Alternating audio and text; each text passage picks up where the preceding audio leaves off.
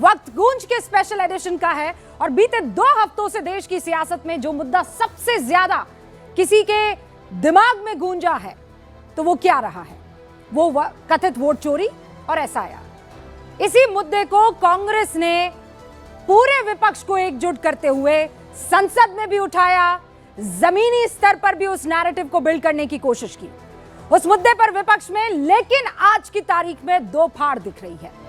यह अदावत किसी छोटे मोटे नेता के बयानबाजी की नहीं है, यह लड़ाई अपनी अपनी पार्टी के मुखियाओं के बयान में भी आप दिख रही है। और इसका एग्जाम्पल मैं आपको दिखा देती हूं। चुनाव सुधार पर चर्चा के दौरान समाजवादी पार्टी के मुखिया अखिलेश यादव ईवीएम पर सीधे सवाल खड़ा करते और कहते हैं, कोट अनकोट, चुनाव बैलेट पेपर से होना चाहिए, संपन्न देश ईवीएम स्वीकार नहीं कर रहे हैं तो हम क्यों करें? इस सवाल का जवाब अखिलेश यादव ने जो उठाया, ठीक विपक्षी बेंच पर बैठी सुप्रिया सूले की तरफ से ही आया। एनसीपी शरद गुट की कार्यकारी अध्यक्ष सुप्रिया सूले ने कहा, मैं इसी ईवीएम मशीन से 4 बार चुनकर आई हूं, इसीलिए ईवीएम और वीवीपैट पर सवाल नहीं उठाने वाली हूं। और ये दोनों कहीं और के नहीं, दोनों ही विपक्ष इंडिया ब्लॉक के साथी रहे हैं, अलग अलग पार्टियों के बड़े कद्दावर नेता हैं। दोनों के सुर एक ही मुद्दे पर लेकिन अलग अलग है। अब एक और एग्जाम्पल, नेता प्रतिपक्ष राहुल गांधी कहते हैं वोट चोरी हुई है, वोट चोरी नहीं करते तो 5 मिनट में सरकार से बाहर हो जाते। दूसरी तरफ उसी विपक्षी गठबंधन के नेता जम्मू कश्मीर के मुख्यमंत्री उमर अब्दुल्ला कहते हैं वोट चोरी से आपका मतलब मशीनों में हेराफेरी है, तो मैं कभी भी इसका समर्थक नहीं रहा हूं। चुनाव हारते हैं तो कहते हैं ये मशीन की वजह से हुआ।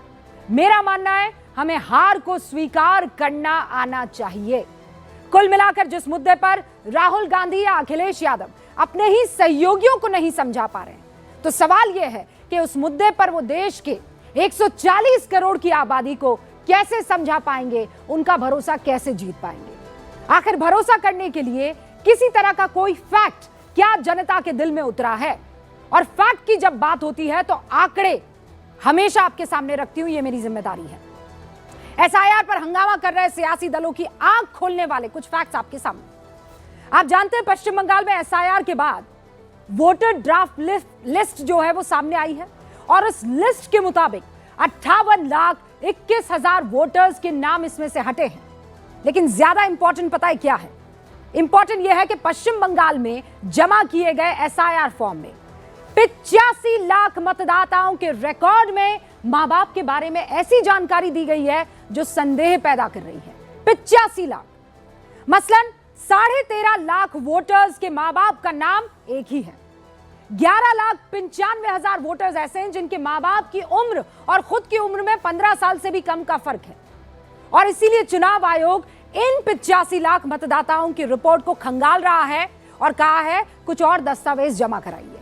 इसीलिए ऐसे में गूंज में आज बड़ा सवाल यह है, एसआईआर से वोटर लिस्ट की गलतियां सुधर रही हैं तो फिर विपक्ष को दिक्कत क्या है? वोट चोरी पर जनता से पहले खुद के सहयोगियों को क्यों नहीं समझा लेते हैं नेता प्रतिपक्ष? और कांग्रेस जितना एक्टिव वोट चोरी पर है, अगर एसआईआर के फॉर्म भरवाने में इतना एक्टिव होती तो क्या चुनावी सेहत के लिए अच्छा नहीं होता? शुरू कर रहे हैं जनता और ऑडियंस के बीच से गूंज।